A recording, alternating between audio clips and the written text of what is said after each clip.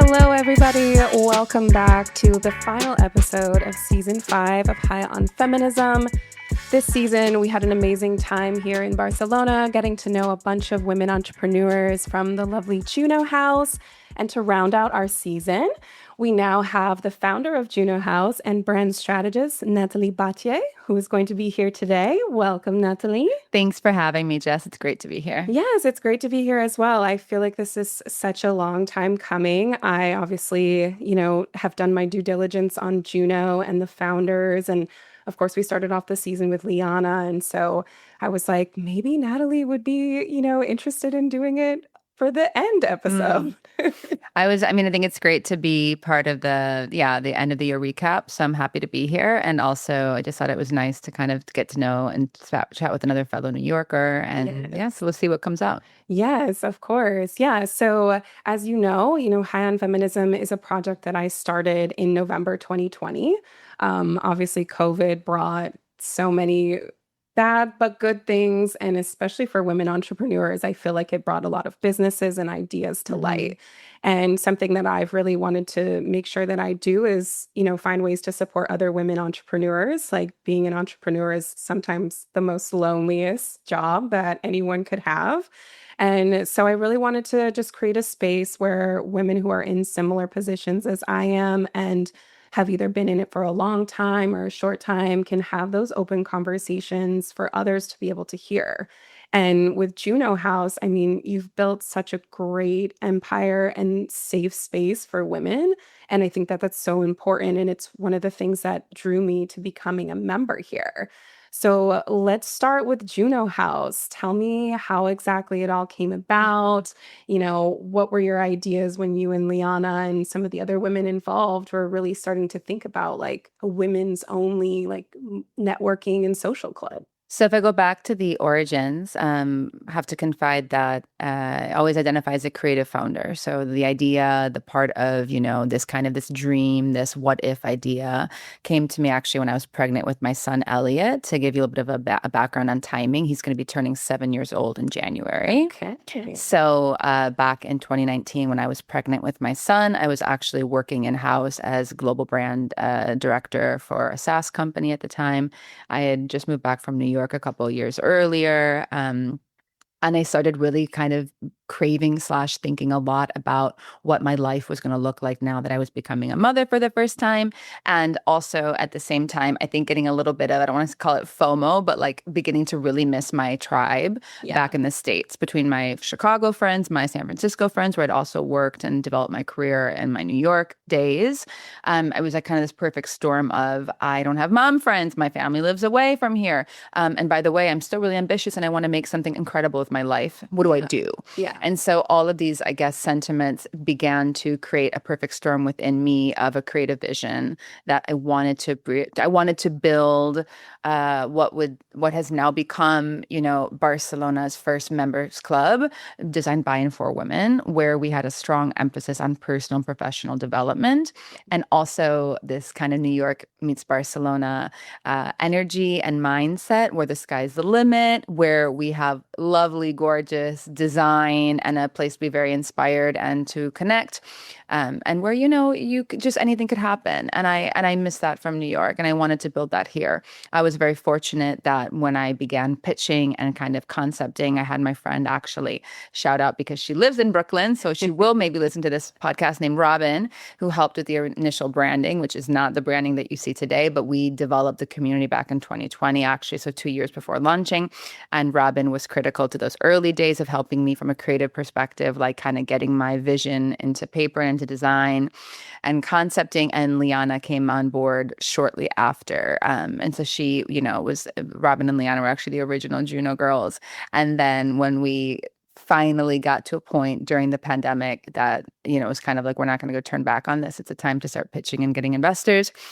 We amplified our team. So Ava came on board, and then later Carla when we had already opened. So that's the story of how we're 4 co-founders now, and a little bit of like the idea originally. Yeah. Like I was saying before we hit record, that's one of the things I love about it too is, I moved to Barcelona because I do like the laid back lifestyle. I love a good siesta. So doesn't my husband. But I also love like the drive that I feel here. Like I feel so much more focused when I come to Juno to work. And for me, it's always been because when other people are like working around me, it almost like inspires me to be like, okay, I don't know what they're working on, but I want to be like working Yeah. on things too. So it's always been really great. And I think one of the biggest things that I love about this space too is like, I've always sort of, maybe the last 5 years, had more of like a warped, idea of what it means to be able to be a woman in business and a mother. I have kind of changed my perspective in the last like 5 to 10 years, where, 10 years ago, I was very much like, I'm going to have a kid and, this is what I'm going to do. And then once I started my company in 2018, I kind of was like less in that space because my head was like, how would I even do that? How would I be able to work this job and run this company and be able to have a child too, whether I have a partner or not that's there to support me?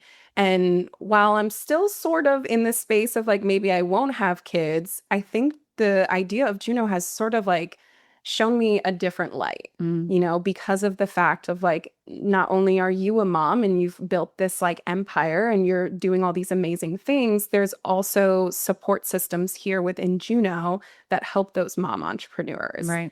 And, when I first came, like my two best friends from home just had babies before I left. So I was coming here with the idea of like, I need to meet like non-baby friends and, like still try to live out my 30s. And some of my deepest relationships here have been moms. Yeah. And it's been so wonderful to see them be able to like achieve those dreams. Because in an American mindset, it's kind of like one or the other for a lot of Mhm. women. It's you either have a career or you're a mother.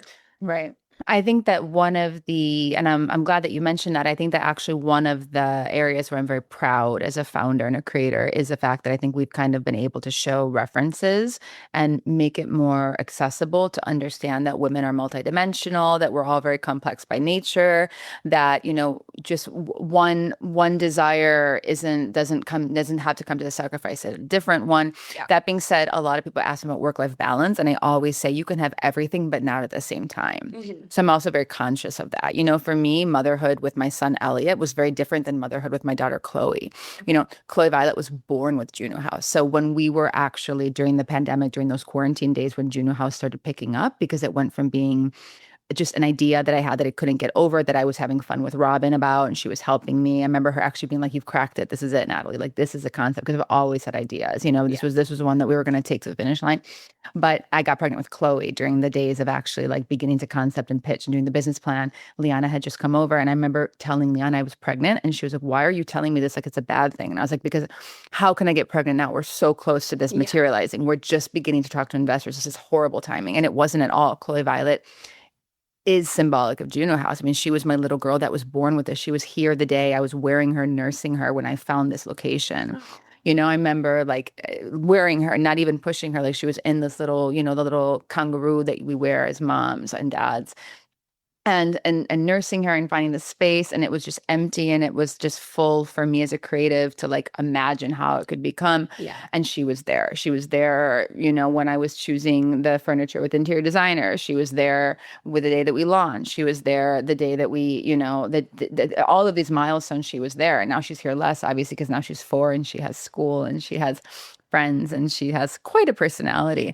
But you don't have to choose, but you do need to be conscious of the fact that not everything will be at the same time. Yeah. Like I don't have the space to be the best mother, to be the best entrepreneur, to be the best leader, to be the best friend all at the same time, or to Yeah. be the best athlete at the same time, or to take care of myself. There has to be times where you have to make decisions on what's most important. And I think that Juno House and the community teaches us that. I think there's a lot of women who also belong to that mindset of you can have everything, but you have to know when and how, and kind of choose your battles and choose your focus and your priorities. Yeah, and definitely choose that balance. And I think that's a great point for you to make too, because I think too people may see that and think like, "Oh my God, she is able to do it all." Yeah. And so having that like honest reflection of like, yes, some of it is possible, but not all at the No, same time. Maybe it's, certainly. scaling back your hours here so that you can be home at a certain time, or maybe it's, having your spouse be able to like step up and, help out too when you need to be here. So I think it's important for women to understand that too. It is possible, but it may not be like all perfect all the time, which Absolutely. for me, I'm a perfectionist. And I think that's one of the things that holds me back because I don't like my business is my baby right now. And so to think about like the time and energy that I put into it now, and then the idea of having a child on the side, like I want to make sure that no, everything's not going to be perfect, but I do just want to make sure I'm in a good place, even just like mentally, to be able to take on that extra Hmm. responsibility. But I tell all my friends here, I'm like, I love babysitting, like if anyone needs a babysitter, I'm here for you. But I think it's so wonderful to be able to be in this new environment because that's one of the reasons I moved here too, is in general, I think European thought on parenting and motherhood and business is very different from the US. Obviously, you have been San Francisco, Chicago, New York. How have you seen some of those differences in just being an entrepreneur and even like some of the differences in motherhood? I think that, Spanish culture, European culture in general, yeah, it's great for parenting. I think it's great for family. I think it's just a very friendly society. Like kids are looked at as like just bringing a lot of joy. You go to restaurants and everyone's kind of used to them running around a little bit. There's, terrace culture here, which I love. There's, they're outside because we have smaller homes in Europe. So it's different from the Yeah. United States. People are used to being in the streets with their family and their kids and plazas and family vacation. I just had a really fun weekend with some friends last weekend up in the mountains, and we all brought the kids, and the kids played the whole time, and we were able to like enjoy, a nice bottle of wine and like chat by the fire, and like so there's just more of this like communal, I guess, upbringing.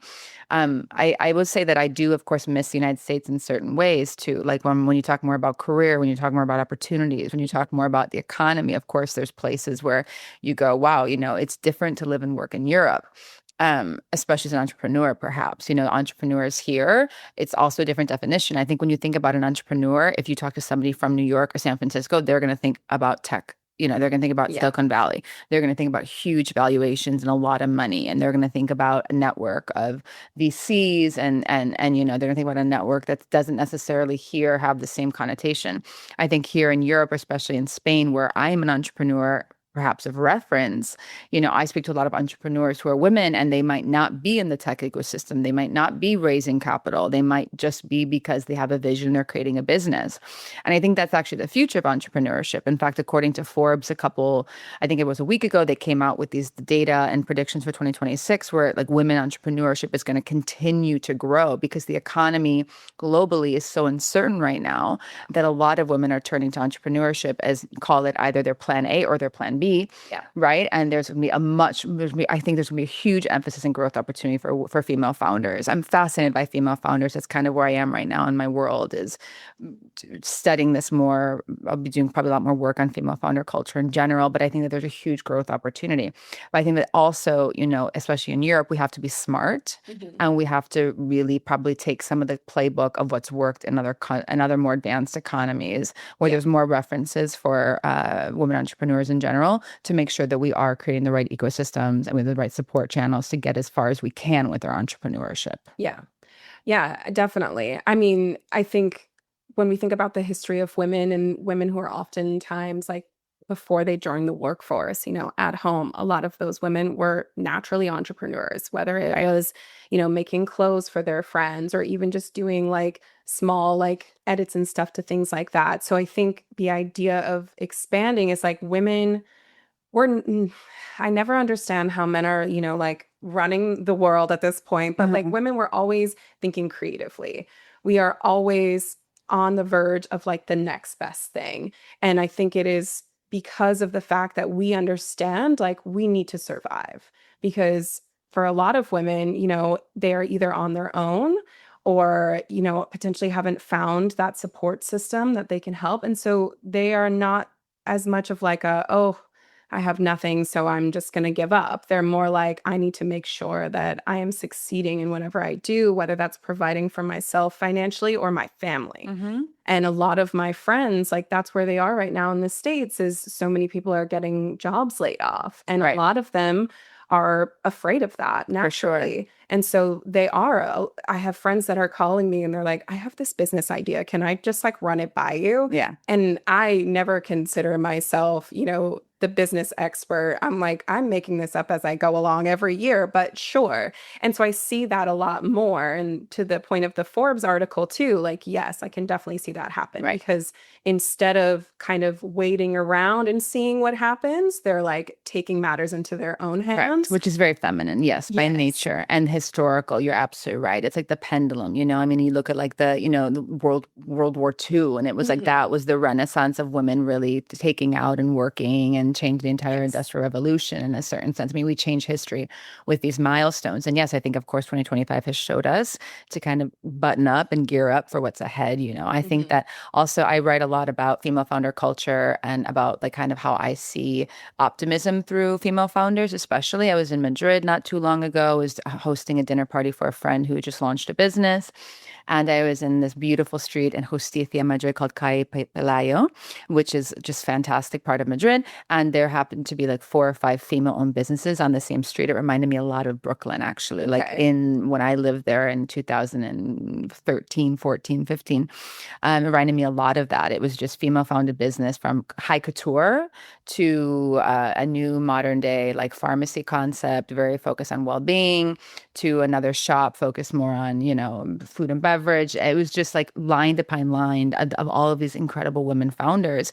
And it was very tribal in like a Mhm. very good way. I at the dinner party, a lot of these women were sharing stories about how the delivery guys were dropping off the merchandising at the store next door because they're friends and they help one another out with things that are that practical, from deliveries to then client recommendations. And I see Mhm. that as kind of a futurist when it comes to what's happening in the entrepreneurial space for women. And I go, that's it. That's now we're hitting home to again why we're creating business in the first point. Yeah. This is part of the community, right? This is part of like also opening doors for other women who are going to be making an impact in your space. So I Yeah. love to see that happen. Yeah. And I think this is what's going to happen now collectively in the future, is that a lot of more women in business are going to step up and start creating businesses, either services based or other kinds of industry, of course, because I think that 2026 isn't going to give that many options when it comes to corporate opportunity anymore. Yeah. And I mean, I'm a sociologist at heart, so I do think a lot about the historical context of how people move and why they move in certain ways. And yeah, like you said, when we think about women, like they are sort of the foundation of a lot of communities. Right. Men are inherently more competitive with each other. So it's less of like, how can we help each other and more like, I'm going to compete with you. Whereas women, we're isolated so much. And the only way to be able to build community is with other women who feel that same thing. That's isolation that we oftentimes feel. So being able to create that community is such an important aspect for females and women, I should say. I don't like the Hmm. word female. Yeah. Okay. And that's what I love here too. One of your slogans is collaboration, not competition. And I think that that is one of the things that inspired me as well, because before I sort of went on my own like feminist journey, I was very much feeling competitive with a lot of women, whether it was in the workplace, when I was in corporate, whether it was, obviously in relationships and things like that. And it was actually really frustrating for me. I hated having to do that. And so when I started really embracing women as community support versus like competition, I just saw things click into place a lot more, whether it was, in my business or in my personal life. And I think that that's so important. So when you guys were thinking about, the mission statement and cultivating those types of community vibes, like as you were saying, there's so much business development on the Juno side as well. Like, what are some of those things that you guys have created for the community aspect of Juno? I mean, I think a lot of what we've created has been organic. Like I always say that Juno House is a trampoline, it's a trampoline for woman to woman synergies, for creative, opportunities.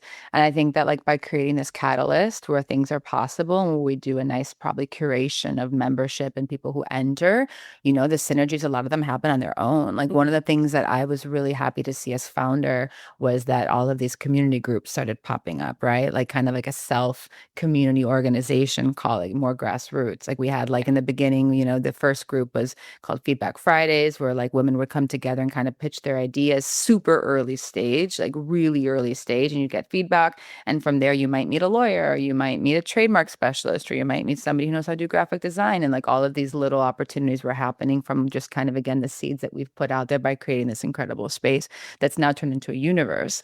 And then more advanced, we have other groups that, you come in, we have like people that work for Gucci NFTs that are coming in and doing master classes on everything from fashion and an AI. And you go, that's a big know-how. We've got all these thought experts here. So I think, again, going back to kind of my Obama days when I worked in more grassroots communications, like I think a lot of what we've done is we've just like put together the right people in the right space and the right, resources that a lot of these synergies are happening on their own. Juno's not necessarily guiding them. That's kind of thing that I think that we could do better in the future as we grow and we have different resources to scale the project, more of an incubator system. And of course, there's ways that you can be more sophisticated if you go into a different kind of a model that's more focused on connection and brokerage and of course incubation. But right now it's been very organic, and I think there's been a lot of beauty in that too. I mean, I could go on and on with the case studies. There's so many testimonials, and I'd love to know if you have one to share, of course, as well. Yeah, I mean, all of my relationships here have been so organic and just it's been beautiful, honestly. I said it earlier on in the season, I'm naturally a very extroverted person, but when I moved to Spain and especially when I came into Juno, all of a sudden I was like, oh my gosh, my introvertedness is coming out. And I think it has to do with, I studied Spanish for many years. It was my double major in college, but surprisingly in New York, I didn't use it much. And so as a perfectionist, I was like terrified to like say the wrong thing in Spanish or, it's hard to pitch yourself in another language that you're not 100% comfortable in. So I found myself, shrinking a little bit more than I expected. And I was so honored and blessed that all of these people, kind of just welcomed me with open arms. I remember Carol, I was working late in my American, like still here at 8 p.m. And she was like, you're coming to this session. And I was like, am I? She's like, you're coming. I think you'll like it. And I went to Annie's Yaksock event. And I was terrified and I sat in the back. I remember that one. I was there too that day. Oh, were you? And I was trying not to like have to answer a question because everyone was answering in Spanish, but I made eye contact through the mirror in Juno Glow with Ani and she was like, hi. And I was like, oh, okay. But from there, I met Camille, who was on the season earlier. Her and I have built such a really beautiful organic relationship. Casey, who was on the season, I actually met her in the stairwell and she was just so bubbly and friendly, and I wanted to put myself out there a little bit more. So we did a couple of intro sessions on my company and what we do in the PR space. And I met a lot of really great women from there too. And for me, I'd never done those before. And it was exciting and nervous, like nerve-wracking at the same time to do that. But it was great because these women were so kind and a lot of them were coming in with a little bit of knowledge of PR, but not a lot, and they were just coming with ideas. And that's what I loved too, was that I had other people that were like excited about what I presented and wanted to share their own ideas. Yeah. And even if it wasn't like a business relationship from there, they were like, let's be friends. And I had some people, reach out on the Juno board that were like, hey, I would just love to like grab coffee with you. I thought your talk was really great. And just like learn more. And so it's been so great to like, yes, I've built business relationships here, but I've also built friendships here. Well, then you're doing it the right way, actually. And I would say that's great because that's how I dreamt about it. So I didn't dream of this as being a corporate networking space. And in fact, whenever that kind of happens, I always go, for me, that's not the original design. The original design was always meant to be a little bit more casual and a little bit more like, again, New York meets Barcelona. Like in New York, you never know who you're going to meet. You know, you can go rub shoulders at a gallery opening and you might just walk away with somebody who changes your life, or you might just walk away with somebody who made you laugh. Yeah. And I talk a lot about that, actually, some of the thought leadership that I do. And some when I do like keynotes and things, I talk about the power of one, which for me is just kind of a philosophy that I've adapted over the years that now I share with other people. So I'll share it here. I believe strongly in the power of one relationship, and that whenever you go out of your way to do something that could be scary, it could be a networking event, it could be a lunch, it could be a dinner, you don't know anybody, it could be joining a new club, it could be pitching for yourself at some kind of an event. I always encourage myself, and it's worked over the years, and I encourage others to really hone in on quality versus quantity Mhm. and really think about making one relationship, right? Yeah. Because it's just such a better way to live. It's just more genuine, it's more authentic, and we're more authentic selves. Of course, we shine. And for me, this has changed the way I've done business. You know, I go to functions all the time, as you can imagine. I'm invited to many things. I say no to many things as well. But when I do go, it's for me one relationship. And it Yeah. almost always works. I almost always leave having met one person or reconnected with one person Mhm. that either personally or professionally brings light to my journey. And Yeah. so I really think that that's the right way to consider being an active member at Juno House, is to not try to go for the sprint of like, I'm here to do business. Okay, good luck. Yeah. No, it's a little bit more of a giving community, I think, in that way. Yes. And that was one of the things too that I was, worried about joining a space. Cause in Brooklyn, I had my own office space in my apartment. So I was just always at home. Yeah. And coming out into the real world is what I said. I didn't want to, yeah, I didn't want this to feel like it was an office environment. And every time I came here, I had to be in business mode because that's not always how I work. And sometimes I need breaks. And so when I quickly realized that that wasn't it whatsoever, I was relieved about that because I want to be able to have those like, oh, hey, how are you? Like, let me sit down and tell you about my weekend instead of every relationship in person you see. All of a sudden, you're like, oh, now I need to be in business mode. Now I need to Right. pitch them an idea or whatever it is. So I definitely think you guys have done such a great balance of it.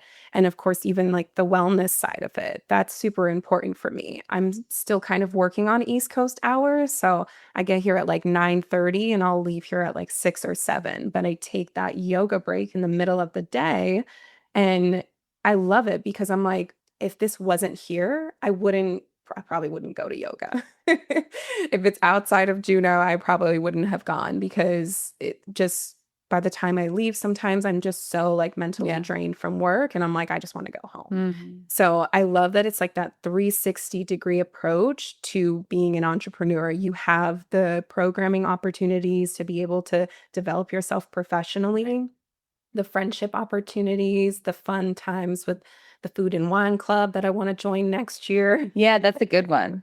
Yeah, there's so many different opportunities for all different types of women. And I think that that's what it's important and is sometimes left out of other membership Hmm. clubs is they're thinking of everybody as like a collective, one person, one mind.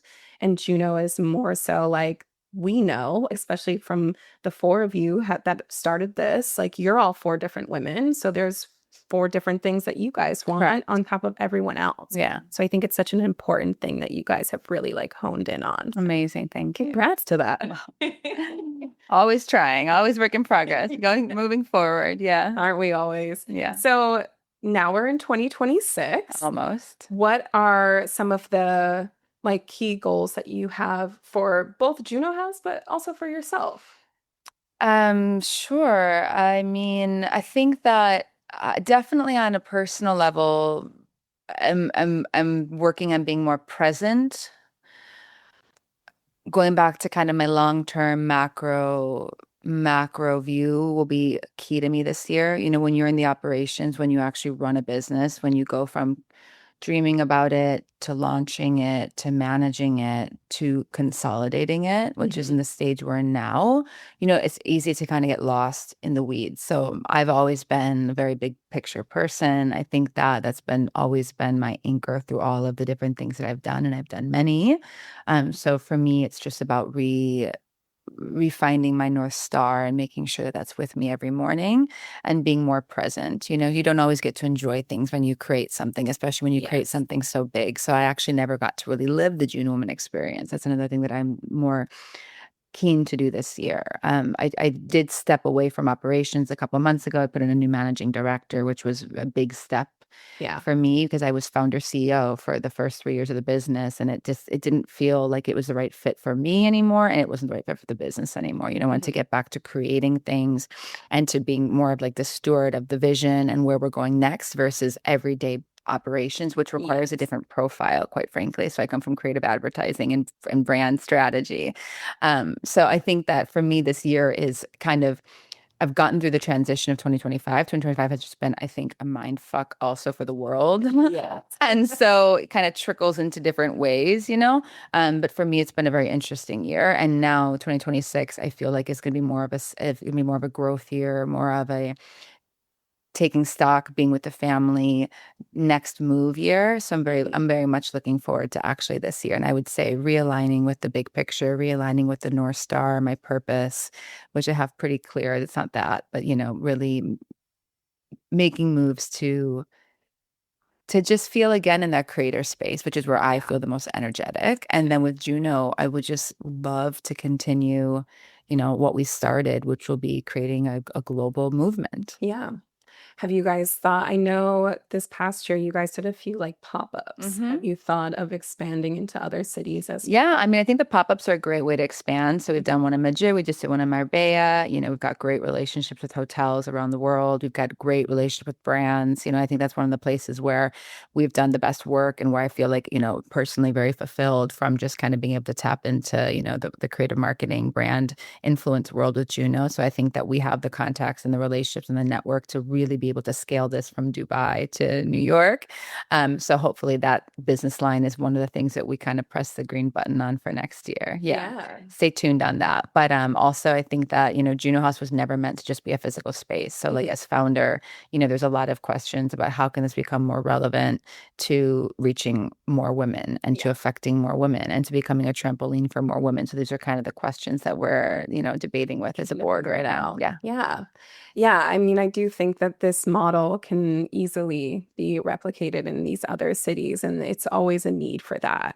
You know, like I said, I started my business in 2018. I did it mainly because I had all male bosses that were just kind of terrible, and I wanted to be able to work with people that I wanted to work with. Yeah. And once I started doing that and working with predominantly women-owned brands and CEOs, I really just like felt that understanding of like who I am and what I'm doing. And again, like that creative community aspect that you get from having women. Right. And this was really like a godsend for me because I was excited about moving here and I'm a very like ambitious and like adventurous person. But at the same time, I was like, I have worked so hard on building my female relationships in New York and I want to try to continue that. But I was just like, Where do I start? yeah, where do I start? And, you know, coming here was kind of that foundation of where I Yeah. started from. And especially from the conversations I've had this year with all of the members on the season, you know, everyone was looking for that. Everyone was looking for that specific space that they could come in and, you know, again, like aesthetically, it was so nice in here. I came in this morning and it was so I'm cozy.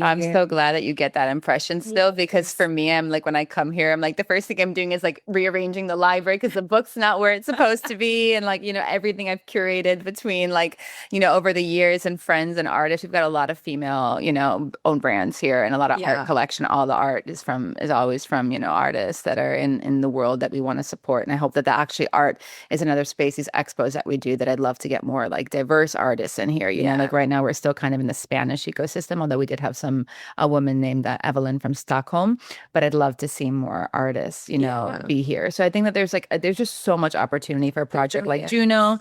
and for a creative founder like myself. It's more about putting the right operational team in place so that I can focus again on the big picture on making us grow through different Yeah. but through different mediums. So, you know, Yeah. media is a medium, art is a medium, you know, fundraising is a medium, Yes. international pop-ups are different mediums. So I think that's where I'm going. And then again, just like, you know, everybody else, I think it's important to take stock of what we do have, especially when you're in what you could call kind of a collective crisis here, which I think defines 2025 for many people, and kind of going back to the basics of health, Yeah. mental health, physical health, family, love, Yes. So I think that probably of all the years of interviews that I've done, these last couple have been the most reflective, these last months, because I just realized, I think that, and it's probably the age, you go into being from your early 30s to your later 30s. Yes. But I think that there's just nothing more important than for us, those of us who are ambitious women who have definitely been born to make a mark on society, and that we are, to also not forget to take care of ourselves. And it Yes. sounds very cliche until you've hit burnout, which I did this year. And it all sounds very cliche until you lose somebody, which I've also lost this year. And I think all of these things just don't resonate until you've had the full cycle. And then you're able to kind of come back stronger and more perspective. And Yes. I think perspective is probably my year for 2026. Yeah, that's great. That's great. I mean, that's what I'm hoping for my year will be as Yeah. well. Yeah, I mean, my husband and I still say we're like in a transition period, even though we've been here for almost a year now. And it's just been such a wild year. And I think, yeah, having that time to reflect and I mean, especially as I get older, I'm hitting my mid 30s now, and it's funny to kind of like think, 10 years ago, what I was thinking then and where I thought I was going to go in my life and being where I am now. And I'm like, okay, now I get why like people in their 30s are so smart Yeah. because you go through all of these We need to get smarter, I experiences. think. Yeah. And you just get smarter as you age. And I love that. I think that's so important for us, but it's so great because sometimes I feel like I've plateaued. I'm in that sort of what's the phrase everyone's using? Like imposter syndrome sometimes where I'm like, am I supposed to be running my own business? I don't You know. are. And so when I get in that space, it's kind of nice to just be like, no, like everything that I'm doing is to teach me about something new, about myself, how I want to move in the world. And spaces like this help that too, because there are so many things that, prioritize your overall wellness here, as well as that like friendship side of it Hmm. too. So I think it's so important to have as we are obviously, moving into 2026, where where would you say that like or I guess what is one advice like maybe you would give to the women who are listening and maybe are in that sort of struggle period of like 2025 was a doozy, like how do I move forward? Yeah. I mean, I think on like a very practical and really just kind of thinking about some of the advice that's helped me over the years, and also something that I remind myself daily almost as an affirmation, is that, and this comes from a great mentor that I had who's a man, a great entrepreneur who ended up not only consolidating his business, but making a pretty good exit. Look at things like it's a game. Sometimes you Okay. just have to kind of like look at entrepreneurship and the business that we're creating and have a little bit more of like a calculated, a removed relationship. It's a game. You're going to win some, you're going to lose some. Every day's a match, in business. Truly it is. There's battles, there's short term, medium term, long term. I think that one of the places where I've really regretted in business is that when I became operational, I went from being big picture to small picture very quickly. And I got Okay. lost in the weeds for a while, which meant like every budget meant that I was focused on battles versus the long-term goals. And Yeah. so I would say, look at it as a game. And a game has, even if it's a video game or if it's a tennis match, there's various rounds. So, we got to be a little bit more, I think, as women, like you mentioned that it's your baby. For me, Juno House, I'm now actually conscious of not calling Juno my baby anymore. Okay. And I say that because she is my baby, truly. It's Elliot, Chloe, Juno. But actually I think that mentality robbed me a little bit of my own children in a way. It was like so overwhelmingly love this project, and I do, but it made it more difficult to sometimes see clearly where I was meant to lead it and how I was meant to lead it and the right people to put in place to lead it. And so I would say for women listening, especially because I think it's a very feminine thing, you know, let's take a little bit of a tip from a playbook of a very successful man entrepreneur. Life is a game. Entrepreneurship is a game. You're going to win some days. You're going to lose some days. There's going to be a lot of different rounds, and you got to be focused on the big picture. Um, and sometimes a more calculated relationship with our businesses helps us also find more balance in our lives. Absolutely. Yes. I'm going to take that too, if you don't mind. I'm going to store it for myself because I'm like, yes, I'm feeling the battles right now Yeah. and I'm just like trying to push through. Yeah. So And we will. And that's that's what we great. do. Um, but it's I think that's again why perspective for me is so important for the year to come. Absolutely. Absolutely. Well, on behalf of, all the members at Juno, thank you so Thank much you. for, creating this space for us. It really has, especially for this move for me, been like so supportive and life changing. So I appreciate that so much. I'm excited to see what else, Juno has to offer. I'm excited even to be pitching a few ideas of like what I feel like I can offer here too. Amazing. So we'll see how 2026 goes. Where can everybody keep up with you online, follow you, all that good stuff? Yeah, I mean, I'd be happy to connect both personally and with Juno. Juno, I think everyone can find pretty easily. It's Juno House Club on Instagram and even the web. It's very fine where you can find us quickly.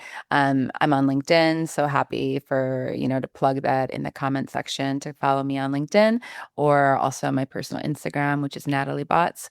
I'm working on my web right now because, like I said before, I've had so many women come to me over the years when it comes to like wanting strategic advice and a little bit more of consultancy. So that's something that I am launching for this year as well, less organic and more structured. So I'd be happy also to connect with anybody who's looking or thinking about launching their business. Amazing. I love that. And of course, you guys can always find us at High on Feminism, website, social media.